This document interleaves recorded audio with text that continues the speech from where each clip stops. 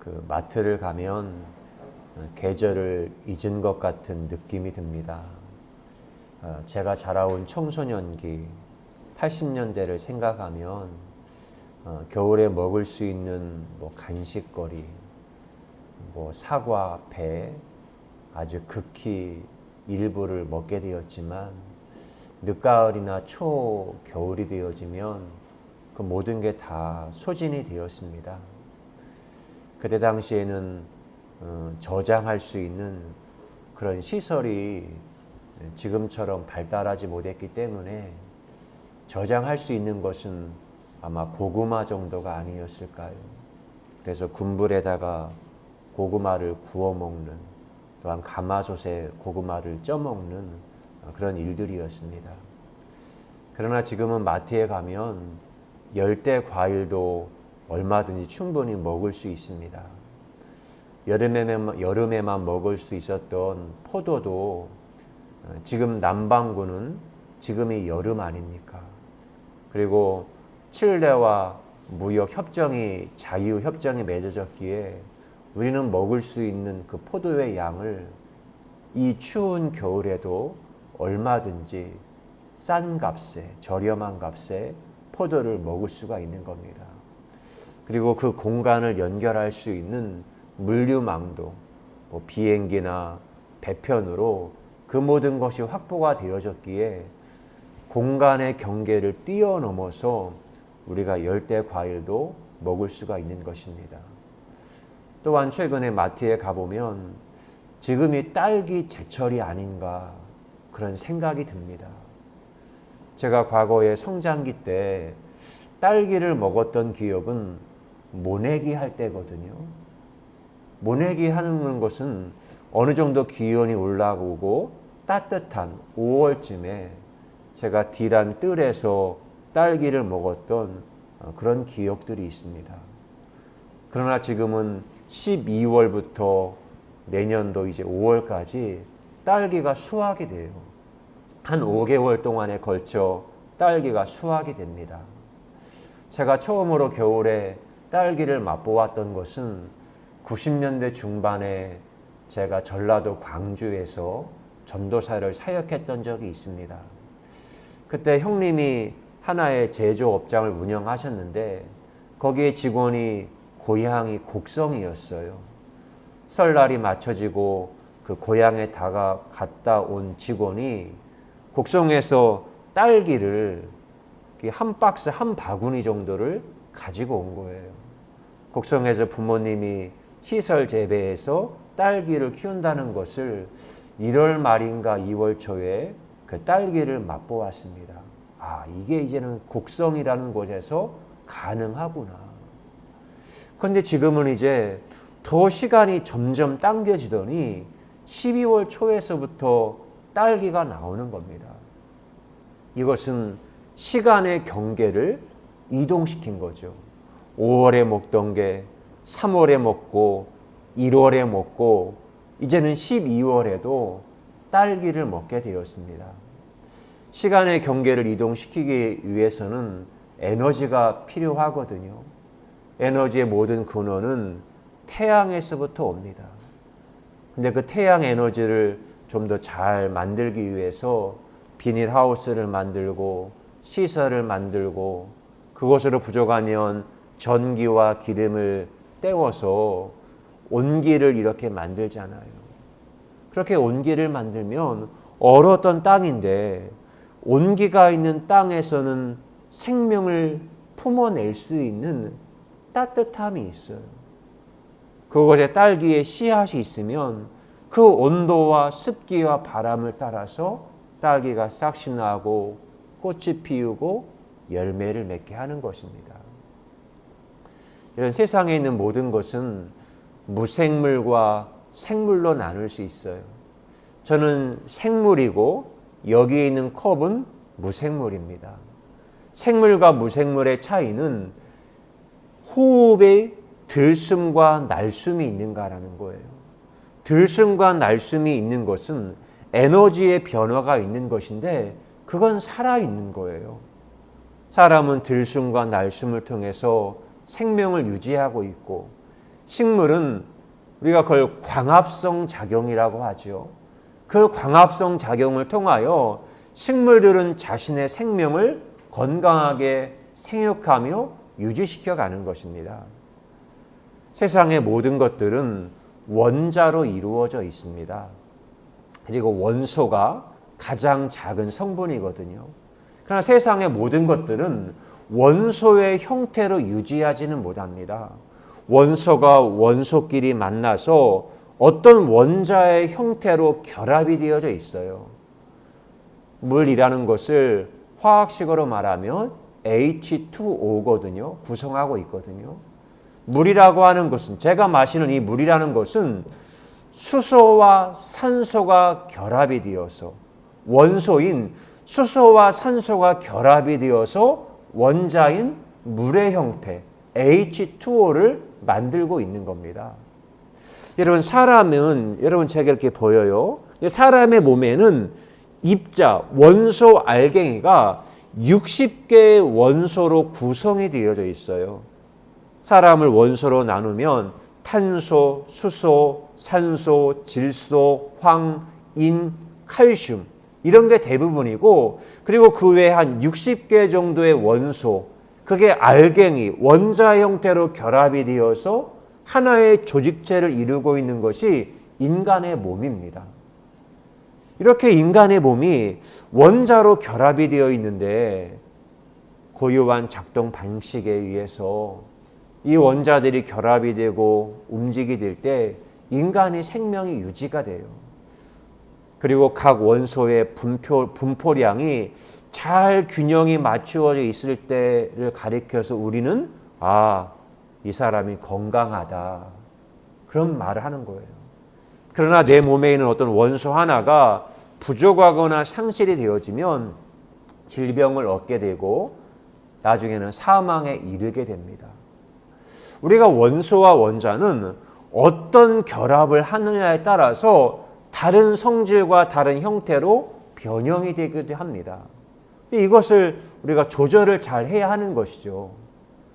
근데 제가 이제 말씀드리고 싶은 것은, 사람은 그러한 원자, 알갱이의 결합으로만 설명할 수 없는 존재가 바로 사람이라는 거예요. 황, 인산, 칼륨, 질소, 물론 그것이 우리 인간이 구성하는 중요한 요소예요. 그러나 그것만으로는 우리 인간을 설명할 수가 없습니다.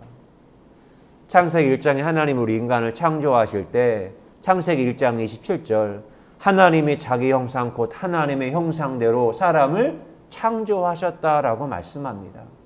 하나님의 형상대로 우리 인간을 창조했대. 인간의 모양이 아니라 그 구체적인 행위를 창세기 2장 7절은 말합니다. 여호와 하나님이 땅의 흙으로 사람을 지으시고 생기를 그 코에 불어넣으시니 사람이 생명이 된지라. 원소와 원자인 결합이 되어진 흙으로 빚어 만들었어요. 알갱이로 빚어 만들었어요.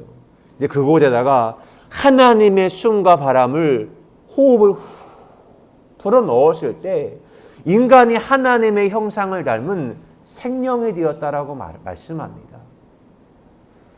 십자가의 길을 가시고 고난 받으시고 죽으시고 무덤에 장사 지낸 지 사흘 만에 부활하신 주님이 나타나서 제자들에게 하신 독특한 행위가 요한복음 20장 21절에 나와요. 예수께서 또 이르시되 너희에게 평강이 있을지어다.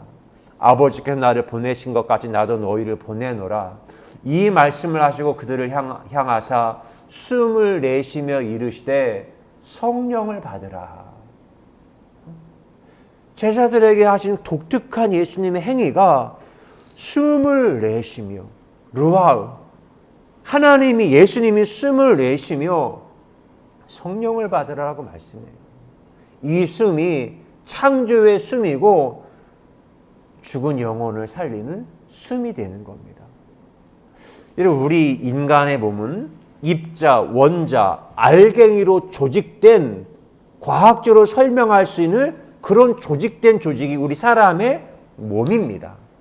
그러나 사람의 몸은 그것만 있는 것이 아니라 하나님의 숨, 부활의 영, 부활의 숨, 그 바람, 파동이 인간의 몸 안에는 하나님의 바람이 들어와서 춤을 추고 있어요.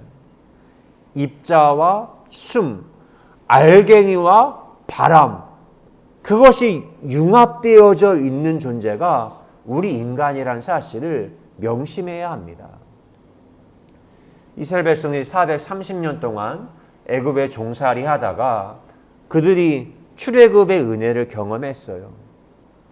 하나님이 그들을 구원해서 홍해를 건너고 광야를 통과하여 가나안에 가는데 출애굽을 경험했던 그 9세대들이 원망과 불평하다가 먹을 양식이나 이런 걸 원망 불평하다가 그들이 다 광야에서 죽어가는 거예요.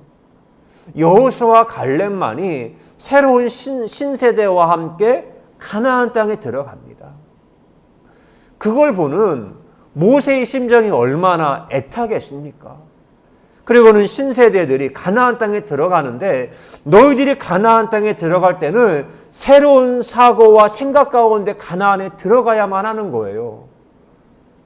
예전의 방식으로 9세대까지 살았다가는 가나안 땅에 금방 악한 소굴로 바뀌는 겁니다. 그래서 하나님이 모세에게 이제 가나안 땅에 들어갈 신세대들에게 주었던 언약의 말씀이 신명기의 말씀이에요. 그리고 하나님이 모세를 통하여 가나안 땅에 들어갈 신세대들에게 중요한 말씀을 하나 말씀하시죠. 신명기 8장 1절에 보시면 내가 오늘 명하는 모든 명령을 너희는 지켜 행하라. 그리하면 너희가 살고 번성하고 여호와께서 너희의 조상들에게 맹세하신 땅에 들어가서 그것을 차지하리라. 내 하나님 여호와께서 이 40년 동안에 내게 광야길을 걷게 하신 걸 기억하라. 이는 너를 낮추시며 너를 시험하사 내 마음이 어떠한지 그 명령을 지키는지 지키지 않는지 알려 하심이라.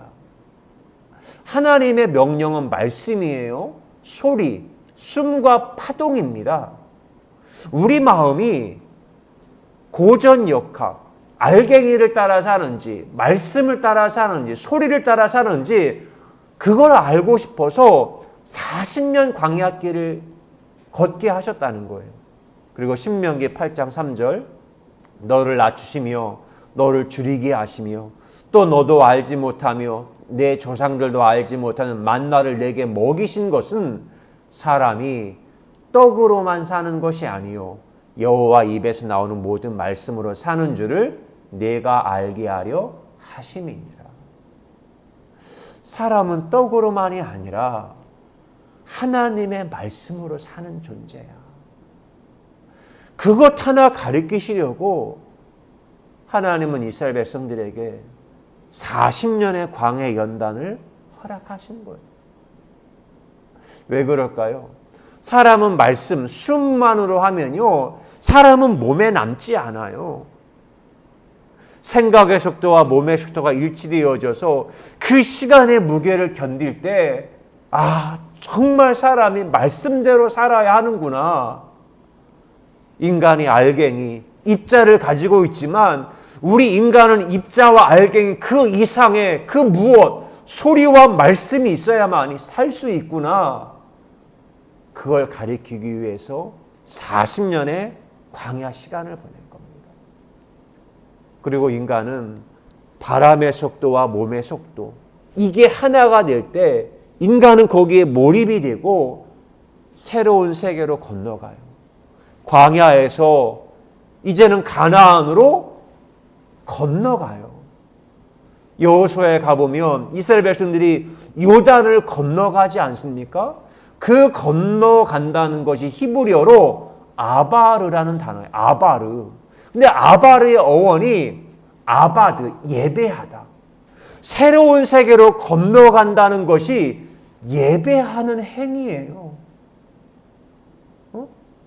몸과 하나님의 말씀이 하나가 되어 새로운 세계로 건너가는 것, 이것이 바로 예배의 행위의 모습이라는 겁니다. 예수님이 공생의 사역을 하시기 전에 광야에서 마귀의 시험을 받았어요. 마태복음 4장 1절 이하에 그때 예수께서 성령에게 이끌리어 마귀에게 시험을 받으러 광야로 가사 40일을 밤낮으로 금식하신 후에 줄이신지라. 광야에서 시험을 받아요. 광야 40년에 이스라엘 백성이 중첩되어지는 거예요. 40일을 굶주리셨으니, 금식하셨으니 얼마나 주님이 곤비하신 상태겠습니까? 얼마나 결핍을 느끼셨겠어요. 시험하는 자가 예수께 나와서 이르되 내가 만일 하나님의 아들이거든 명하여 이 돌들로 떡덩이가 되게 하라. 예수께서 대답하여 이르시되 기록되었을 때 사람이 떡으로만 살 것이 아니요 하나님의 입으로부터 나오는 모든 말씀으로 살 것이라 하였느니라. 사람은 떡으로만, 입자와 알갱이로만 사는 존재가 아니야. 하나님의 말씀, 숨, 파동, 소리, 그곳으로 사는 게 바로 우리 인간이야. 신명기 8장 2절의 말씀으로 마귀의 시험을 이기셨어요. 우리 인간은 분명히 원자, 원소, 육식까지가 결합되어져 있어요. 그러나 우리 인간은 알갱이, 입자로만 설명할 수 없는 그 이상의 존재입니다. 그게 바로 바람, 숨, 성령, 영혼, 이렇게 설명할 수 있는 거예요. 그리고 우리 인간은 고유하게 그걸 노래하고 그걸 인식합니다. 윤동주 시인이 별 해는 밤이라는 시를 썼거든요. 근데 그때는 과학도, 우주도 인식하지 잘 못했던 때예요. 우주 여행도 불가능하던 때인데 그 영혼의 울림 가운데 우주와 소통하며 윤동주가 시를 짓습니다. 별 해는 밤, 그 일부입니다. 별 하나의 추억과 별 하나의 사랑과 별 하나의 쓸쓸함과 별 하나의 동경과 별 하나의 시와 별 하나의 어머님, 나는 별 하나의 아름다운 말 한마디씩 불러봅니다. 여러분, 그때는 외놈들에 의해서 우리나라의 주권이 강탈된 강점기 아니었습니까? 정말 암울했던 시대였잖아요. 자유가 박탈당하고 윤동주가 죽어갈 때는 그 어떤 약물인지도 모르고 투약이 되어서 그렇게 시인이 죽어갔어요. 근데 그런 윤동주가 밤하늘의 별을 보며 별과 별을 연결해요. 우리 인간에 있는 몸 안에 구성한 알갱이 원소가 다 우주의 별에 있는 그것들이거든요. 그 별과 별을 연결하고 별과 자신을 연결하면서 윤동주가 별을 노래하는 거예요. 별을 보며 자신을 성찰하고 과거와 현재와 미래를 별을 보며 연결하며 노래하는 겁니다. 자신 안에 있는 고유한 영혼의 파동을 별을 노래함으로 우주를 노래하고 있는 시인의 모습을 발견합니다. 여러분, 우리 인간 안에는 별들의 숨소리가 있어요. 별과 바람이 서로 교차할 때 별은 알갱이, 원자와 거기에 하나님의 숨인 소리와 파동이 별과 하나님의 바람이 만나질 때 거기서 만들어진 그 어떤 파동이 진동이 되고 거기에 주파수가 되고 그것이 내게 언어화할 때 사람은 시를 쓰는 거예요. 윤동주가 거룩한 그 행위를 한 겁니다. 별과 입자와 하나님의 숨이 융합이 될 때 그걸 언어화해서 아로새긴 그게 바로 시입니다. 윤동주가 쓴 서시가 이렇습니다. 죽는 날까지 하늘을 우러러 한 점 부끄러움이 없기를 잎새에 이는 바람에도 나는 괴로워했다. 별을 노래하는 마음으로 모든 죽어가는 것을 사랑해야지. 그리고 나한테 주어진 길을 걸어가야겠다. 오늘 밤에도 별이 바람에 스치운다. 여러분, 인간은 별과 바람의 노래입니다. 그게 인간이에요. 인간은 입자와 파동으로 연합으로 만든 하나님의 디자인하신 작품이 우리 인간입니다. 그게 너무나 분명하게 2021년 성탄에 하나님이 제 마음 안에 울림을 주셨던 하나님의 메시지예요. 인간은 입자, 알갱이, 우주의 별에 있는 그 요소들이 우리 인간에 있어요. 근데 그 이상의 바람, 숨, 그것이 우리 인간 안에 있어요. 그걸 요한복음 7장 37절에 말합니다. 명절 끝날 곧 큰 날에 예수께서 서서 외쳐 이르시되 누구든지 목마르거든 내게로 와서 마시라. 나를 믿는 자는 성경의 이름과 같이 그 배에서 생수의 강이 흘러나오리라. 여러분, 인간이 숨을 쉬면, 숨을 쉰다는 건 들숨과 날숨이 있어요. 근데 들숨과 날숨, 사람이 숨을 쉬면서 가장 필요한 게 물입니다. 물. 사람은 갈증, 결핍, 물의 이 공급이 필요하거든요. 그 이유는 인간의 몸은요, 사람의 몸을 구성하고 있는 것 가운데 60%, 70%가 수분으로 구성이 되어 있어요. 50에서 70%가 수분으로 구성이 되어 있어요. 근데 이것도 나이 연령별로 남녀에 따라서 그 수분의 함량이 약간 다릅니다. 수분 함량은 그 남성이 좀 많고 연령으로는 어린 아이들이 수분 함량이 높습니다. 성인 남성이 한 60%, 여성은 한 50%. 그리고 어린 아이들이 유아의 경우는 수분 함량이 70%를 차지한대요. 그거 아시죠?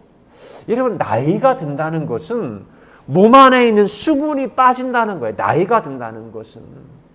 그래서 여러분 아시죠? 나이가 들면 체중이 빠지는 것이 아니라 몸이 메말라요.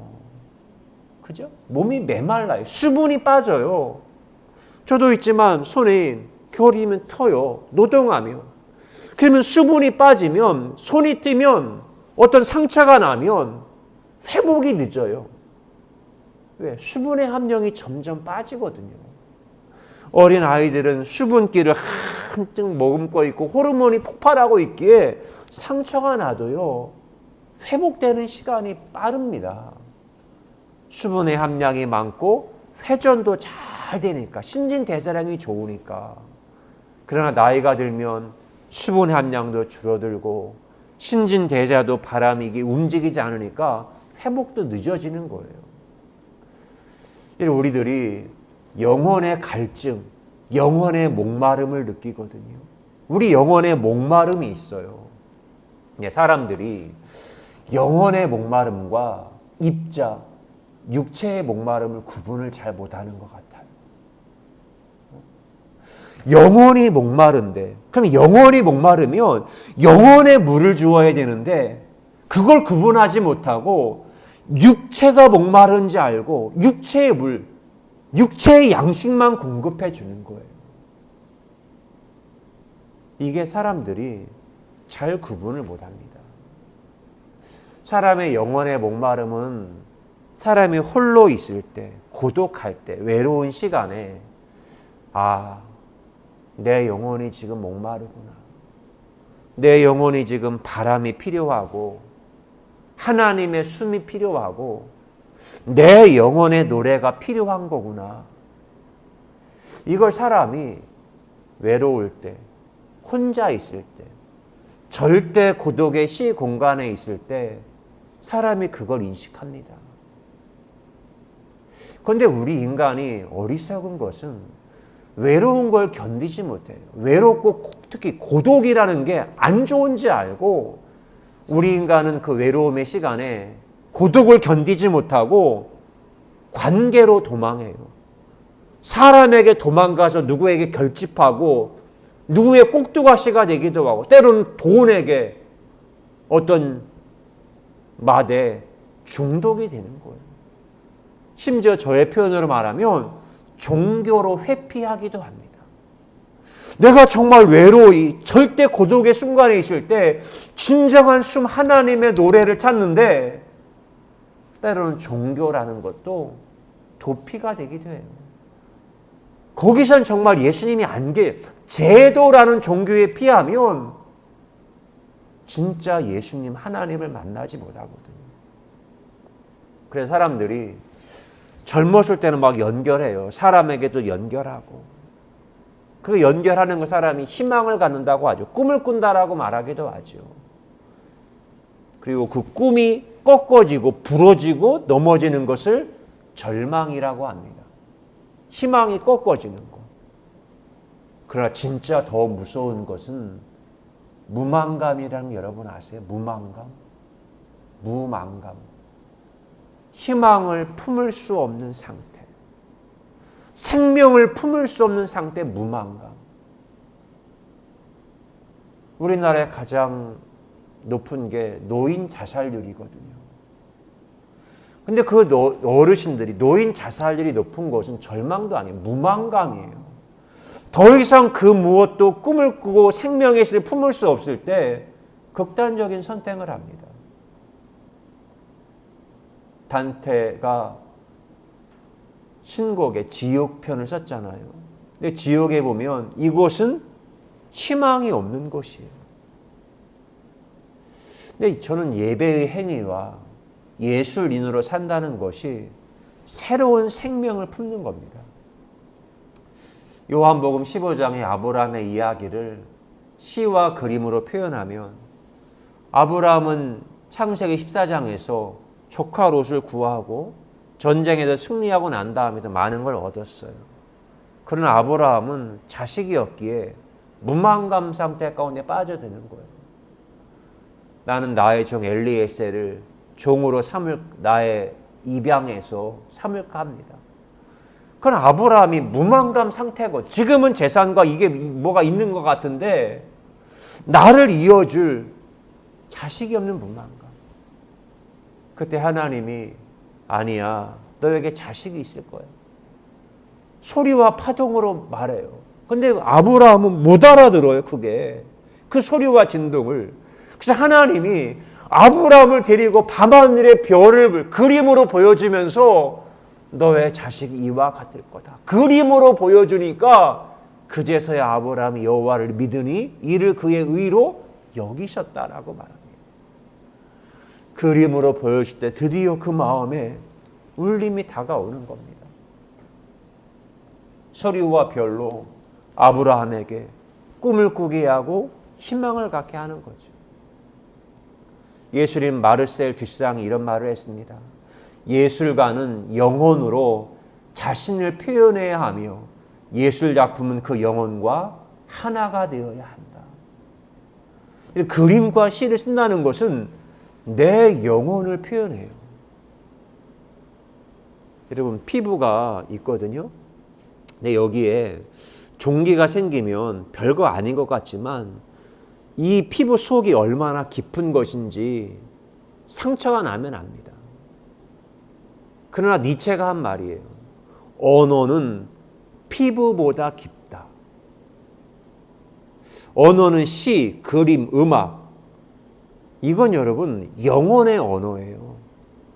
피부보다 진짜 깊은 것은 내면의 영혼입니다. 근데 그 영혼은 우리의 언어를 통해서 표현이 돼요. 시적 언어, 그림 언어, 음악의 언어, 자연과학의 언어. 그 언어를 듣고 나면 이 사람의 영혼에 어떤 울림이 있는지, 어떤 하나님의 진동과 파동이 지금 일어나고 있는지 그 영혼의 표현을 보면 그게 읽어집니다. 저 안에는 하나님의 깨닫게 하는 다이돌핀, 하나님의 생명의 호르몬 옥시토신이 향연해서 새로운 게 만들어지고 있거든요. 예술이라는 것은 인간 스스로 의미와 가치를 부여해서 무엇인가 새로운 것을 창조해내는 것입니다. 저는 저의 삶에 너무나 큰 고통이 있었지요. 저는 종교 생태계 서식지에 그곳에서 이렇게 거주했어요. 평면을 이루어진.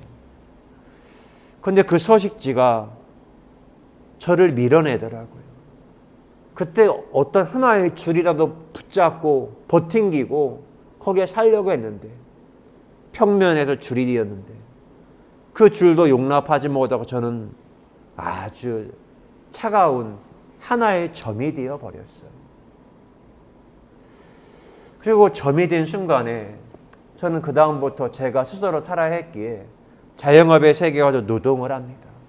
그리고 저는 노동하며 피땀 눈물을 흘려요. 겨울이 되어지면 물을 늘 만지니까 저는 손가락에다 다 지금 테이핑을 합니다. 손가락이 터요. 갈라지고 피가 나고. 근데 그렇게 피가 나고 땀내음이 나고 때로는 눈물 날 때 제 안에 새로운 세계가 디자인되고 있음을 저는 느낍니다. 그게 너무 감사하고. 그리고 지난주에 쓴 시입니다. 점묘화. 점묘화는 미술 그림 기법인데 칠하는 게 아니라 수십만 개의 점을 찍어서 그림을 그리는 방식이에요. 그렇게 그림을 그린 제 삶의 고백이고 저의 노래입니다. 점묘화. 서식지에서 밀려났지.